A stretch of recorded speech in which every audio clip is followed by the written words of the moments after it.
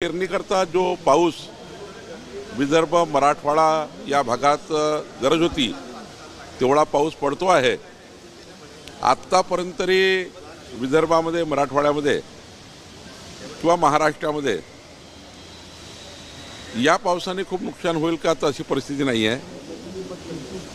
या पीक पाण्याकरता लागणारा पाऊस मात्र योग्य पद्धतीने पडतो आहे।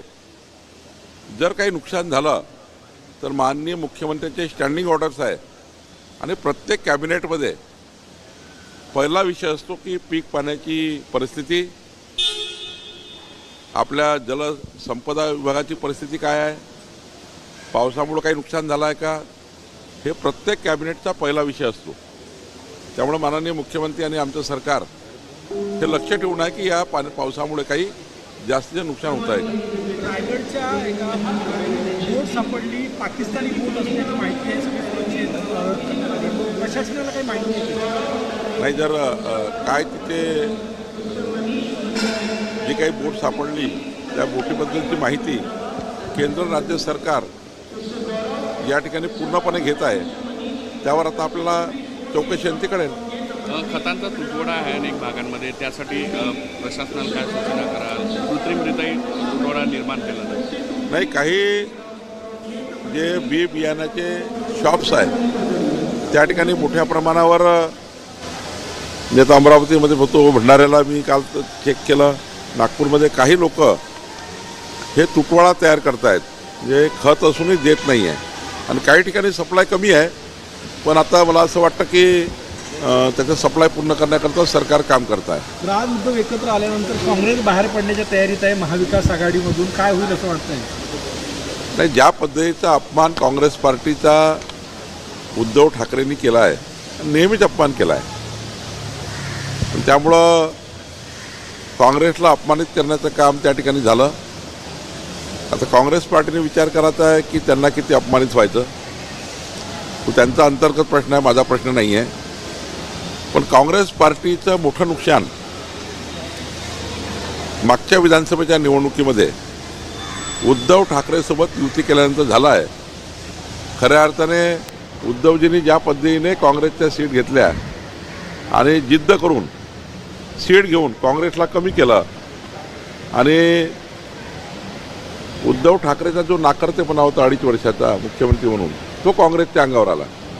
कारण काँग्रेस त्या सरकारमध्ये होती आणि काँग्रेसचा त्यावेळेचा मुख्यमंत्री काम करत नव्हते, विधानभवनात येत नव्हते, मंत्रालयात येत नव्हते।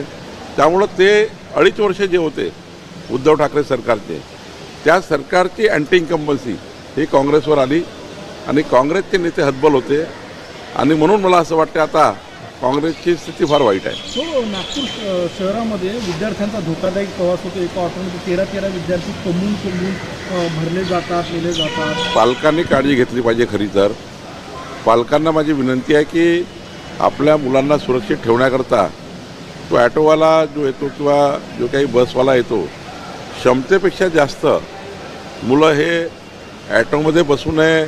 आमचं वाहतूक प्रशासन यांनी त्यात लक्ष टाकलं पाहिजे, पण वडिलांनाही, आईंनाही, आमच्या पाल्यांना विनंती आहे यात लक्ष टाकलं पाहिजे। आर्थिक विकेंद्रीकरण वाढत आहेत, गरीब होत आहे, श्रीमंत होत आहे, गडकरींनी चिंता व्यक्त केलेली आहे। नाही, काही ठिकाणी परिस्थिती अशी आहे की ज्या आर्थिक दुर्बल व्यक्तींना सरकारचा लाभ पोचायला पाहिजे, तो लाभ पोचवण्याकरता आम्ही पार्टी म्हणूनही आणि सरकार म्हणूनही काही गोष्टी कमी पडतात। जसं माननीय मोदीजींनी सर्वांसाठी घरे योजना केली, आता सर्वांसाठी घरे योजना सर्व घरापर्यंत पोहोचली पाहिजे, याच्याकरता आम्हाला काम करायची गरज आहे। आम्हाला केंद्र सरकार, राज्य सरकारच्या पूर्ण योजना एखाद्या व्यक्तीला जर पोहोचल्या तर तो व्यक्ती बाहेर निघेल। त्यामुळे आम्ही यावर काम करतो आहे, पार्टी म्हणूनही काम करतो आहे, सरकार म्हणूनही काम करतो आहे। एकही व्यक्ती कुठल्याही योजनेपासून वंचित राहू नये याकरता खास करून महसूल विभागाने पुढाकार घेतला आहे। मला असं वाटतं की आम्ही चांगल्या पद्धतीने करू। मुंबई में परप्रांतियों को पीटा जा रहा है, किस तरह से देखती है आपकी सरकार? देखिए कि ये ठीक नहीं है। ये महाराष्ट्र में रहने वाला और कई वर्षों से जिनका जन्म ही हुआ है महाराष्ट्र में, जिनका 18 साल होते बराबर उनका अपना वोटिंग लिस्ट में नाम आया है, ऐसे लोग जो महाराष्ट्र में रहते हैं उनको मारपीट करना, उनके साथ इस प्रकार से इसी देश में वो जैसा पाकिस्तान के ऐसा व्यवहार करना इस प्रकार से नहीं चलेगा। सरकार ने कड़क कार्रवाई करनी चाहिए। मैं माननीय मुख्यमंत्री से बात करूंगा और जिस प्रकार से ये उत्तर प्रदेश के लोग, बिहार के लोग, मध्य प्रदेश के लोग जो मुंबई में आके काम करते हैं उनको मारपीट करना ठीक है। मराठी आदमी का संरक्षण हम करते ही है। हमारा पूरा विदर्भ मराठवाड़ा पूरा मराठी है, पूरा महाराष्ट्र। इनका संरक्षण करते हुए बाहर के आदमी को आकर मारपीट करना, वो अपने महाराष्ट्र में आए हुए हैं, तो हमारे लोग गुजरात में रहते हैं, हमारे लोग यूपी में रहते हैं, हमारे लोग बिहार में रहते हैं, वो लोग भी कल ऐसा ही करेंगे। तो मुझे लगता है ये देश के अंदर ऐसी अराजकता को फैलाना ठीक नहीं है। ये मानसिकता ठीक नहीं है। ये मानसिकता को कड़े रूप से हम लेंगे। हो, महसूल विभागाने एक निर्णय घेतला 24 तास रेटची वाहतुकीचा, त्याचा फायदाही होतो, ब्लॅक मार्केटिंग कमी झाली, रेट कमी होण्यासही मदत होणार आहे, सर्वसामान्यांना फायदा होतो। फार मोठा फायदा होणार आहे। कारण सूर्योदयापासून सूर्यास्तापर्यंत जी रेती स्टॉक होतं, ज्या ठिकाणी रेती घाटावर, ती रेती रात्री उचलण्याची परवानगी नाही आहे। आता ती रेती रात्रभर जर उचलल्या गेली, कारण वाहतूक परवाना 24 तास आहे, कुठल्याही वाहनाचा 24 तास परवाना आहे आणि रात्री थोडे रस्ते उघडे असतात, रात्री ट्रॅफिक कमी असतं, आपण दिवसानी त्या हाय ट्रॅफिकमधून त्यांना नेऊ शकत नाही आणि मोठ्या प्रमाणावर प्रकल्प चालू आहे। त्यामुळं सर्व ट्रान्सपोर्टरची जनतेची मागणी होती की तुम्ही 24 तास द्या, उत्खनन सकाळी 6 ते सायंकाळी 6, ट्रान्सपोर्ट मात्र 24 तास, असा आम्ही निर्णय घेतला। 100% या निर्णयाचा फायदा बांधकाम जे करतात आहे त्यांच्याकरता होईल असं मला वाटतं।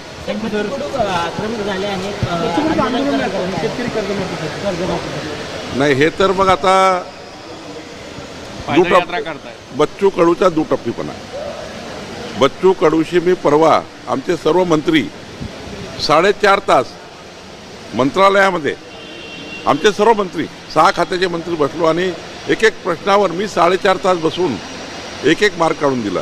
माननीय मुख्यमंत्र्यांनी जाहीर केलं की येणाऱ्या विधानसभेच्या काळामध्ये एक अत्यंत चांगली समिती जाहीर करणार आहे। ती समिती पूर्ण महाराष्ट्राचा दौरा करून ज्यांना खरंच कर्जमाफी पाहिजे आहे त्यांची कर्जमाफी करणार आहे। ही अत्यंत उत्कृष्ट निर्णय मुख्यमंत्र्यांनी घेतला आणि यानंतर मी स्वतः लेखी दिला आहे, मी बच्चू कडूला लेखी दिला आहे त्यांच्या आंदोलनात जाऊन की बच्चू कडूजी आपल्याला कर्जमाफी करायची आहे, ते आमचं वचन आहे, आमचा अजेंडा आहे। आम्ही निवडणुकीच्या काळात संकल्प केला आहे, देवेंद्र फडणवीस सरकारने कबूल केला आहे शेतकऱ्याला कर्जमाफी करू, पण करताना मात्र धन दांडग्याला लाभ जाऊ नये, ज्याला गरज आहे कर्जमाफीची त्यांनाच भेटला पाहिजे, याकरता आम्ही काम करतो आहे। आणि आमची समिती जी राहणार आहे ती अत्यंत महत्त्वाची समिती महाराष्ट्राचा संपूर्ण दौरा करून ज्या शेतकऱ्याला गरज आहे ती करणार आहे। बच्चू कडूचं आंदोलन हे